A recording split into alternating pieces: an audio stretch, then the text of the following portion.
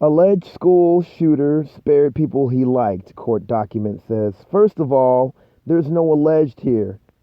This guy actually did the shooting. Stop pretending like it's something that's pending.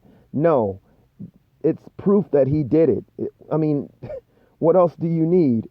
Also, it's just weird how they're already trying to coddle these white identity extremists. This Demetrios guy, yeah, he is a white identity extremist. He is a terrorist. I don't care how old he is because they demonize a lot of black kids like that as if they are adults. He should be tried as an adult. He knew what he was doing. And the funny thing is, like, when I first heard this story, it was right when I got off of work. I'm like, whoa, not another one. Man, you got to be kidding. Already? And yeah, already. Another thing is they should look into his parents' background too, because his father supposedly is tied to a foreign white supremacist organization called the Golden Dawn. They're in Greece. And yeah, all these white supremacist organizations have a lot to do with each other. When I heard that he was tied to that, it's funny. When I got off, I heard a few different reports on this. Three of them, Lisa Cabrera, Radical Home Sister, and also Tariq's podcast. But the thing is, like, even expounding off of something that Tariq said about these groups being incestuous, yes, they are. The Golden Dawn, yeah, as you know, they're up in Greece, but groups like the Traditional Workers' Party are definitely connected with them. I mean, they infiltrate. I mean, a lot of people know about, like, a lot of these white supremacists infiltrating law enforcement. They're infiltrating a lot of places. The Traditional Workers' Party has actually even tried to infiltrate even like some religious organizations like the Orthodox Church. Weird thing about the Golden Dawn is it's like you wonder if they even have any kind of affiliation or any kind of thing that goes along with Aleister Crowley. I don't know if they just bit off of him or just kind of have anything that they admire from him.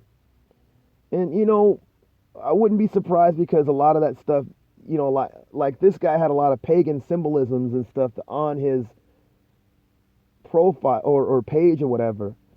Um, I wouldn't be surprised, you know, to be honest. Not that I think Aleister Crowley was a white supremacist. I don't know. I know some things about him more on the occult side, but not necessarily like his racial views, even though I know he was some kind of an or proto-anthropologist to some degree.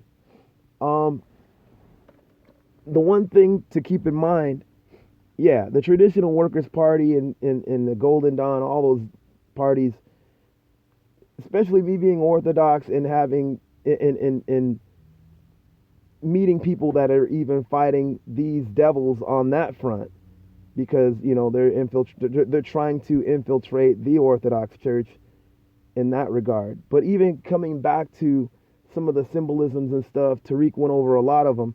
One of the things that he said that caught my ear is just the satanic affiliation, with a lot of these groups too. Keep in mind, Hitler and just even like the Nazis, they were not they were not really Christians. They were one of those people, some of these people that will use religion as a glove, to do whatever they want. And even like a lot of them were connected with a lot of these occult organizations like the Thule Society.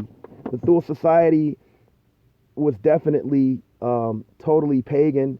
It was a secret society that a lot of the Nazis were part of.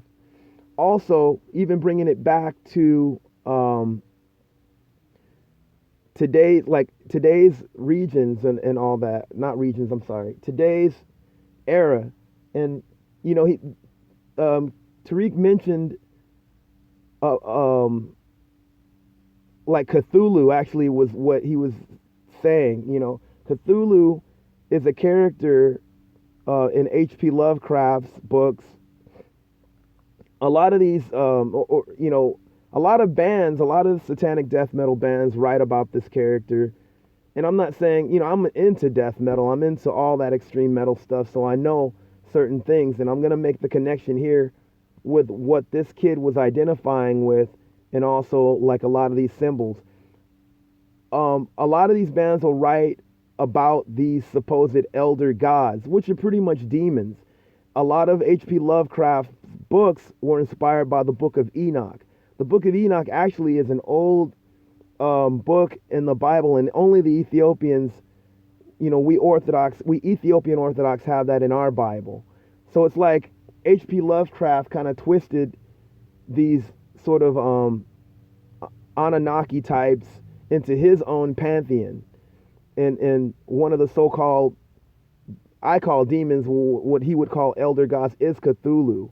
Pretty much what is the god of chaos. It's a demon, like that has tentacles and all that. So it's weird. Not everyone that claims this whole Cthulhu mythos thing or whatever is a white supremacist. There's a lot of people that are into that stuff.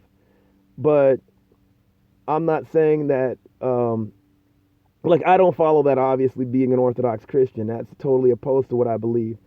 But you still have a lot of people that are white supremacists that might identify with that. And even bringing it even closer, if you've ever checked out, there's a movement in heavy metal, it's underground, and it started in Europe, called black metal. Actually, no. Sorry for all my black metal fans. Black metal did not really start in Europe. There's a bunch of different places. And there's black metal bands tend to be, although it's a predominantly Caucasian or white scene, there's a lot of different kinds of people that have participated in that. I mean, some of the oldest black metal even comes from Brazil, like bands like Mystifier, led by a black like Afro-Brazilian guy, and groups like Blasphemy. But there is a certain Nazi element that has that has almost, I don't want to say dominated, because that's like the whole skinhead movement. That's a whole nother story too, that I might even touch on in this. You have that certain Nazi element that has had their influence in that scene. Guys like Varg, who was in, I think it was the group Mayhem, or Burzum, or both. I'm not really much in the black metal, but I've read certain things. These black metal cats, you have a certain contingent within that subculture that are totally National Socialist. They identify as either atheist or Satanist. Varg killed somebody, he served his time and then got out, and he's still this white supremacist, to the point, this guy is so white supremacist to the point, he doesn't even play heavy metal anymore because he says it has too many black roots, which proves my point about metal and stuff, but that's another story. It's just crazy how, yes, there's a lot of occult and sort of satanic, no, not sort of, like really satanic influence in a lot of this stuff.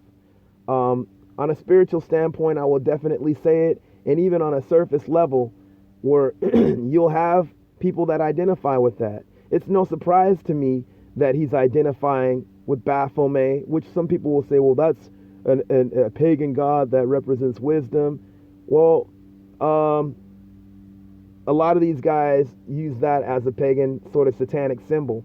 And that's a whole nother conversation we can get into another time. But yes, there is a satanic, it's all satanic to me, to be honest. But I'm not surprised that those symbols were represented. That's what they truly are, dude. That's what they represent.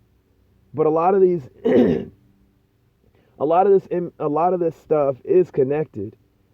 Now, I don't want to disparage a lot of people that I know that are in these sort of heavy metal and black metal scenes, that are not into that, because there's a lot of us that aren't. I'm more into death metal and grindcore and all that, but unfortunately, in a lot of these underground movements, they've been infiltrated by like a lot of white supremacist ideology, and a lot of these people, even in the underground, are not too happy with that. Like the skinhead movement is another thing too, which was more in the 80s, and you saw like a lot of white supremacists definitely via the National Front pretty much dominate that for a while. Although there is a strong contingent of a lot of non-racist skinheads or traditional skinheads that don't hold to that. Unfortunately, they didn't get as much shine in the media back in the day. And I grew up with a lot of traditional skinheads of all different races, black, um, Mexican, Puerto Rican, Asian, and even white non-racist skinheads. I know I sound kind of scattered, and if you guys think that this sounds scattered, let me know. I'll do this video over again. But I'm saying that to say this. These kids are a part of this subculture, like a lot of these white identity extremists. Some of them,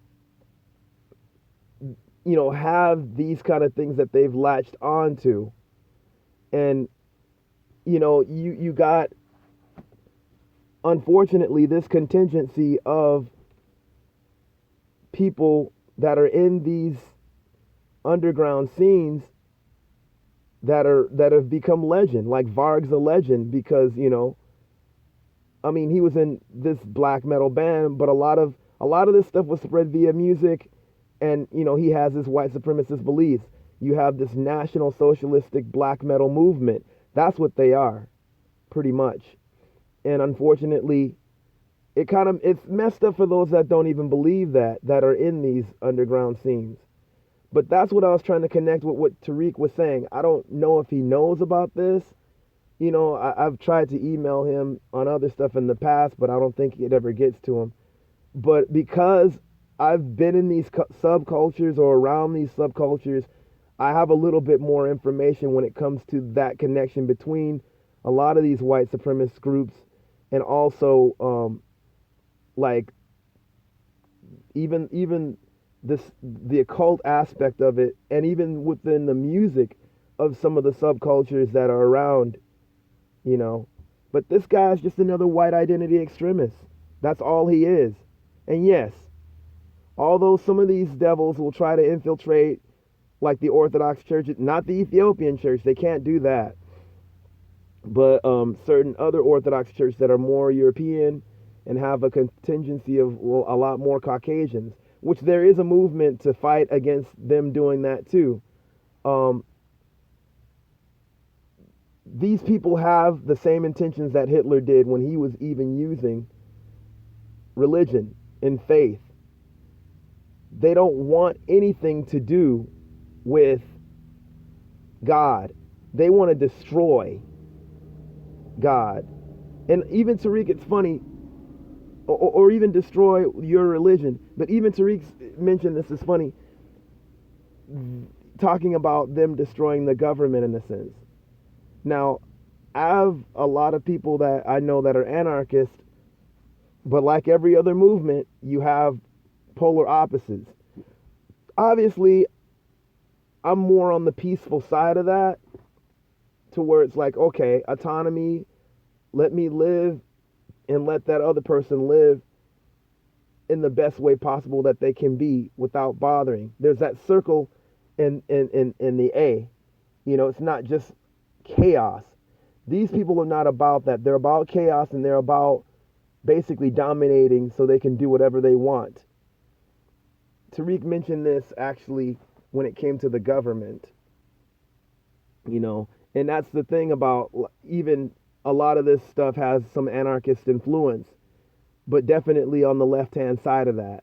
Everything is left-hand path with these devils, and it's why I call them devils. Everything is left-hand path. They don't believe in God. They don't follow God. They think that they are God. That's the whole point. Even if they claim another religion, that's what they are. They're Satanist in the truest sense of that. They're devils in the true sense of that. And this guy is a living example of it. Spiritually, the work of Satan definitely is to glove in anything that he can to basically kill, steal, and destroy.